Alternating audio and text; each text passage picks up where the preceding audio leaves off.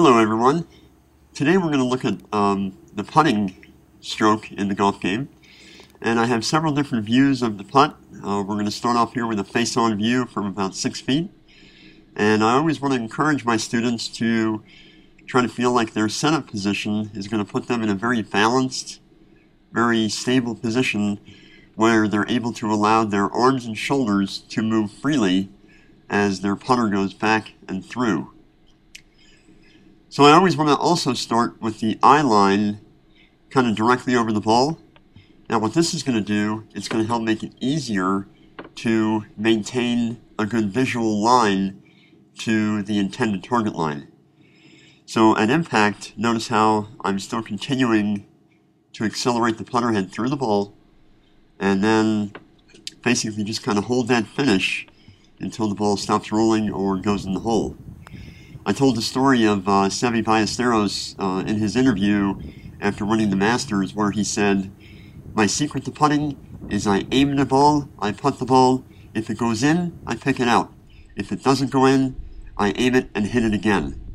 And ultimately, that is the long and short of putting. But in a practical application, what putting is really all about is controlling both distance and direction in the stroke. And the easiest way that I've found to control distance and direction is to have a very rhythmical, very fluid stroke where the putter head goes back and through in an even pace and an even tempo depending on what your distance is to the hole. So ultimately, controlling the distance of your putt is going to be what makes you a good putter. Aiming the ball and starting the ball in the correct direction obviously is an important feature as well, but I've found nothing is more substantially significant to putting success than having a good feel for distance control. So obviously on this next clip we're going to watch, we're going to see the putter going back and through the ball from about 6 feet away, and we're really going to try to notice that the ball is going to be starting on the correct line and also obviously finishing on the correct line as my putter goes back and through and accelerates to the hole. So again, we try to feel like on the takeaway, we're going to keep that putter head nice and low to the ground, and then as we go through the impact area, we feel the putter head continuing to accelerate, which is going to put a nice roll on that ball, and the better the ball rolls, the more it's going to stay on direction as it goes through the target.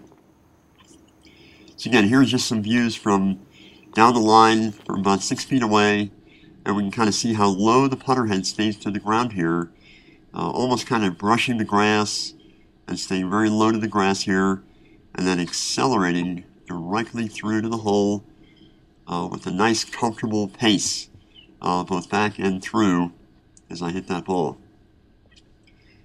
Just watch one in slow motion here, and we're really going to see how that putter head kind of tracks as it goes back and through.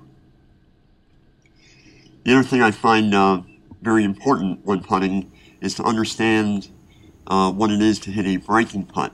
So obviously here we're taking a look at a putt that breaks from left to right, and what I've done is I put a credit card at the apex of the putt, and I'm going to find myself aiming and stroking directly to the apex.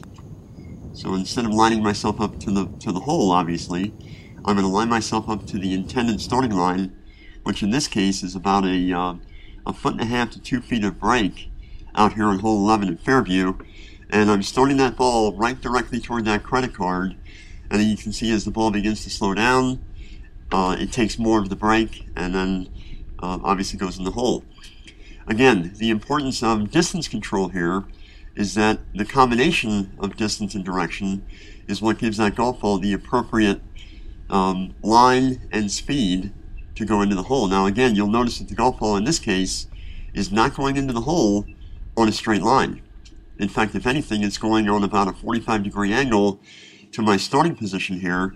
So when I stroke through the ball, it's very, very important that I get that ball starting out on the correct line, and then if I have the corresponding speed, The ball will either go in the hole or stop very near the hole where I can make an easy putt for my comeback. Looking at a putt that breaks from right to left, here we're basically going to the opposite side of the hole, and again I place the credit card where I want that ball to kind of apex in its journey from the starting position to the ending position there. Here from the rear view, we kind of see the same idea, where I'm starting that ball out to about a 2-foot break, right to left. Notice that I'm stroking the ball all the way through to the intended starting line, which again in this case is not the hole. It's 2 feet to the right of the hole, and I get the ball out to the apex of the putt. The ball is going to travel toward the credit card, and as it begins to slow down, it's going to take the curvature of the green and the slope, and obviously in this case it did go in the hole. The magic of video editing.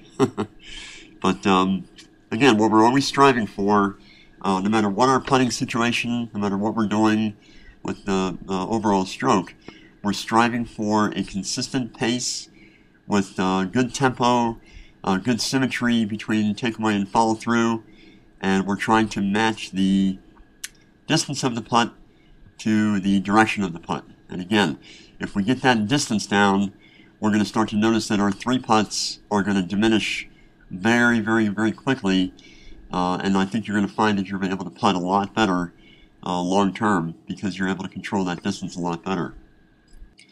Finally, I have a clip here at the very end which kind of shows the axiom that not all putts go in, and this obviously is something we've all experienced, but it's also a very good illustration, if you watch here, how if the direction is pretty good but the distance is inappropriate, even if I catch that ball in the hole or in most of the hole, it lips right out. So obviously that one was going too fast for the direction of the putt, and therefore it actually went partially down in, it lipped out, and I didn't make the putt.